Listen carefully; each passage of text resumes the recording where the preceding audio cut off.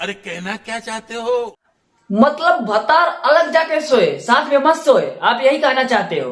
अबे साले पहले पूरी बात सुन ले, बीच में ही टांग लगाता है। गजब बेइज्जती है।